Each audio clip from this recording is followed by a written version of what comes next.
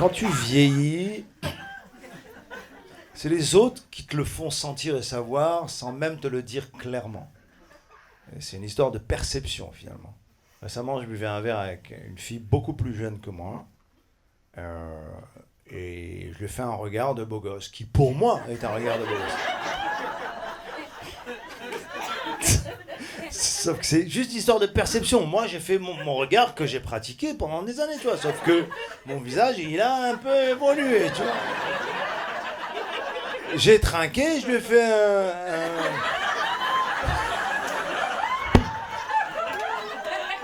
Elle me dit, ah, Louis de Funès.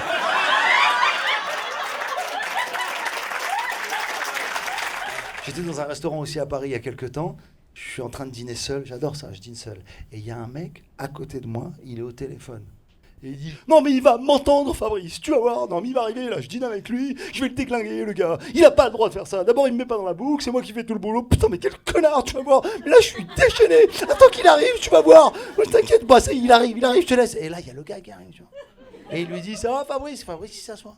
Et moi j'attends qu'il le déglingue. Et je n'arrive pas à ne pas vivre. C'est-à-dire que je ne peux pas dîner tranquille. Je suis là, je dis... allez. Et je regarde Fabrice, je lui dis, va te déglingue. J'ai plus de patience. J'ai plus envie de prendre du temps parfois. Je suis gentil, mais il y a une dame l'autre jour dans la rue, elle me dit, oh là là, Gad Elmaleh, on a un ami en commun. Je dis, qui? Et là, elle me dit, c'est le... et elle oublie, je sens qu'elle... Et moi, je suis dans la rue, j'ai 2 enfants, j'ai une vie, tu vois, et dans la rue avec une dame qui dit...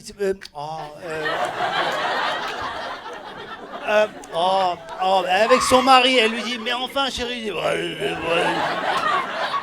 Et moi, je dis, madame, c'est une équation à trop d'inconnus, tu vois ce que je veux dire? Vous rappelez pas, moi, je sais pas de qui vous parlez.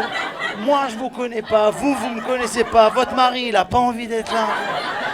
Et elle me dit, mais si, il est décédé l'été dernier. Le gars, tu l'as tué 2 fois. Non seulement il est mort, Mskin, tu te rappelles même pas. On peut parler de la mort, on peut rire avec la mort, les amis. Hein, ça fait du bien. Ça t'est déjà arrivé dans tes contacts de passer sur le nom de quelqu'un qui est décédé et t'es tenté... Et t'es tenté d'appeler, hein? Et on est fou, on devient des gamins, tu sais, imagine, j'appelle, quoi. Et t'as peur, mais t'as peur de quoi, en vrai? Tu crois quoi qu'il va faire? Alors? Je peux pas parler trop fort. Moi, je pense qu'il faut rire avec la mort, ça nous permet vraiment de désamorcer. J'ai un copain qui est venu me voir récemment, il m'a dit qu'il avait perdu son père, paix à son âme, certes, c'est triste. Et ils ont prévu de l'enterrer dans son pays d'origine, c'est ce qu'ils voulaient, quoi. Et en fait, ils ont mis le cercueil dans l'avion et l'avion il s'est crashé. Voilà, j'ai ri, moi j'ai rigolé. Moi j'ai ri, il m'a dit pourquoi tu ris, je dis je suis un professionnel de la rigolade. Tu me donnes du matériel cadeau, ça c'est un truc.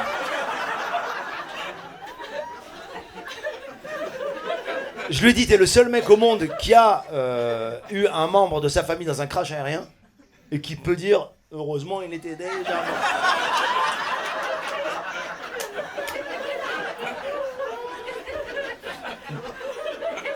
J'ai même poussé avec une phrase folle, putain.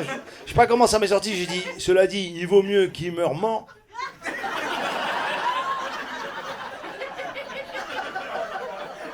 Que vivant, quoi. On m'a proposé une émission là il y a quelques jours. J'aime bien le gars, mais j'avais pas envie de la faire. Tu vois, Kian Kojandi, il a une émission qui s'appelle Hot Ones. Vous voyez ce que c'est? Tu vois, tu manges du piment et c'est de plus en plus piquant. Ouais, et ça pique la bouche et il dit, t'as vu, c'est piquant. Hein, et de plus en plus piquant. Jusqu'à à un moment donné, il dit, j'aimerais bien te dire comment ma mère est morte, mais là... c'est un concept, bon, tu vois. Mais j'ai dit non, j'ai pas envie. J'ai dit, si c'est pour manger piquant toute la soirée et qu'on me pose des questions reloues, je préfère aller dîner chez ma mère, tu vois. Il va se passer la même chose. Il y a quelques années, j'ai vécu une expérience folle. J'ai voulu faire du stand-up en anglais aux États-Unis. Et je suis parti là-bas, c'était compliqué, tu vois. Et en France, quand on finit un spectacle, dans les théâtres, t'as vu ce qu'on fait? On fait le rappel, tu sais, genre, tu fais semblant que t'es parti, les gens ils font reviens. Et toi... Mais aux États-Unis, il n'y a pas ça. Mais moi, je savais pas. J'ai dit thank you New York City. Je suis rentré en coulisses, je suis ressorti, ils étaient plus là. Ah, j'ai vécu des choses incroyables. J'ai fait un gala, je me rappelle, un jour, je devais passer juste après un magicien très célèbre là-bas. Le mec qui s'appelle David Blaine. S'il y a des gens qui sont fans de magie, c'est le genre de mec qui fait plus des happenings que de la magie. Il s'enterre, il se mord les doigts. Il fait des... Je sais pas, voilà, vas-y, fais ce que tu veux. Et là, en fait, ce mec-là, juste après son numéro, il doit dire « And now, ladies and gentlemen, God help my way !» Tu vois, moi, je dois arriver, tu vois. Et je le regarde en coulisses, le mec, il fait des trucs. Il régurgite des grenouilles. Mais une ambiance, il mange du verre en verre, il le croque et tout. Oh my God, tout le monde est fasciné. Oh my God, il mange du verre en verre. Il fait des trucs fous, il se coupe un doigt, il saigne en vrai, ça va loin, tu vois. Et puis, clou du spectacle, à un moment donné, qu'est-ce qu'il fait le gars? Il prend un fil et une aiguille, il secoue. Ouais, j'ai fait il secoue la bouche. Le gars secoue les lèvres. Pas secoue, il se...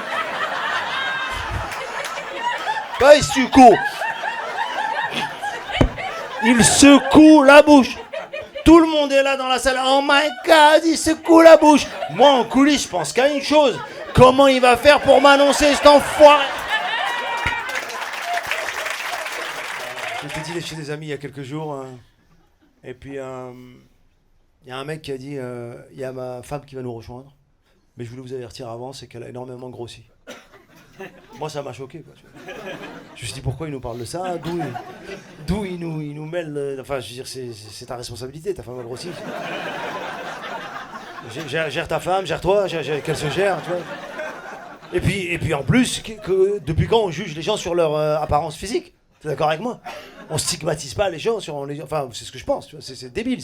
Enfin, moi, c'est ce que je pensais, avant qu'elle arrive. Écoute-moi bien, elle est arrivée, j'ai dit heureusement, il nous a prévenus. J'ai fait cette blague récemment, pendant un show, il y a une dame qui m'attendait à la sortie du théâtre, elle m'a dit j'ai pas aimé cette blague.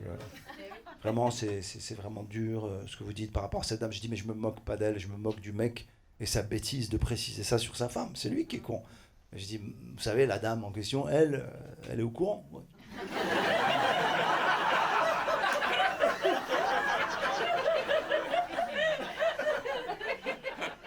Elle m'a dit oui, mais c'est important de faire attention aux mots qu'on utilise pour décrire les choses et les gens. Et moi, je pense pas, parce que finalement, c'est le fond, c'est pas la forme qui est importante. Et de plus en plus, on va s'attarder à la manière dont on parle des gens, même du handicap, des nationalités, des religions.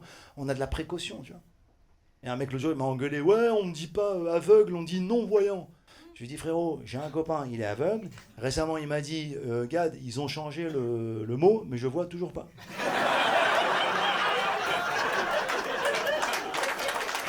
J'ai un cousin qui est gay.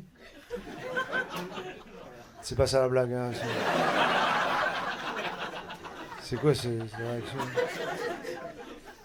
Un cousin qui est gay et qui vit à Strasbourg. Toujours pas ça. Mon cousin est gay, il vit à Strasbourg. C'est factuel. Mais ces deux informations ne sont pas connectées. Tu peux tout à fait vivre à Strasbourg et pas être de ma famille. Mais mon cousin, il est gay à Strasbourg. Enfin, il est gay partout. Il est gay que dans une ville. Il n'y a pas des sexualités, enfin, il n'y a pas des orientations sectorisées.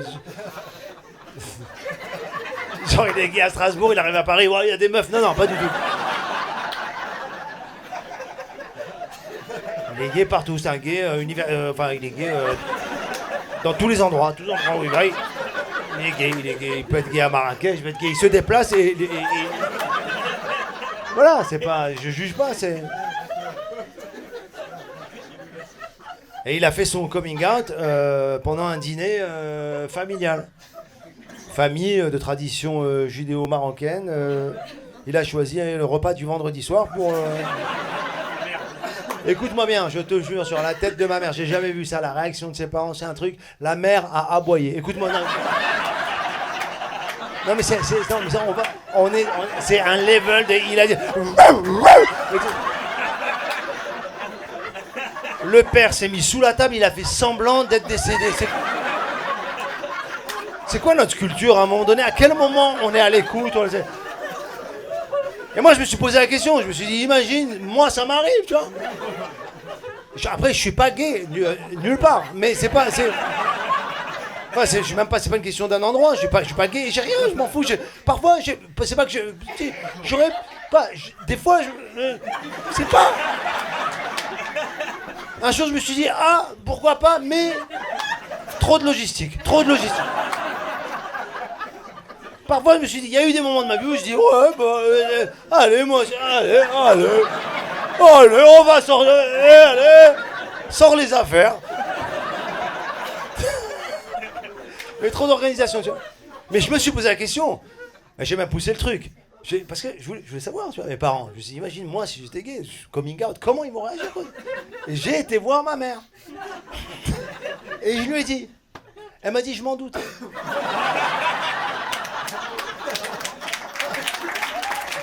Ça fait 30 ans que je fais de la scène et ça fait 30 ans que le public me dit ce qui est bien avec vous, Gad, c'est que vous dites jamais de mots grossiers, vous parlez jamais de sexe.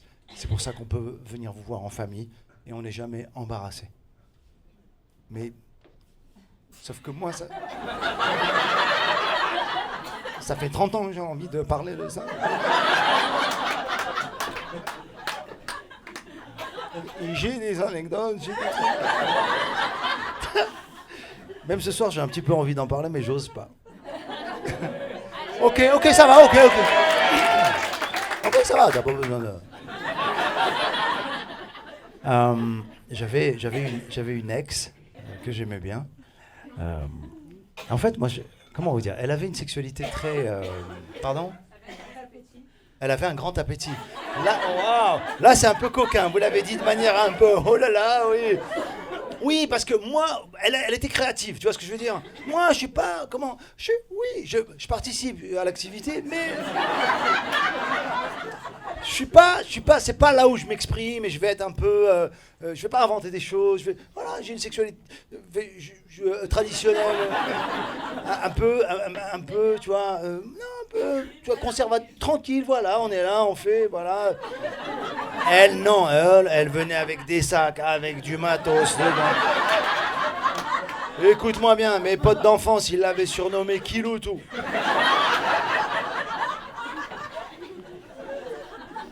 Elle avait un fantasme. J'ose pas. Ah, je vous dis, elle voulait, pendant qu'on faisait l'amour, elle voulait que je dise des répliques de mes films. Ça l'excitait. Et moi, à poil, en train de faire l'amour, j'adore les sushis. Merci Marseille.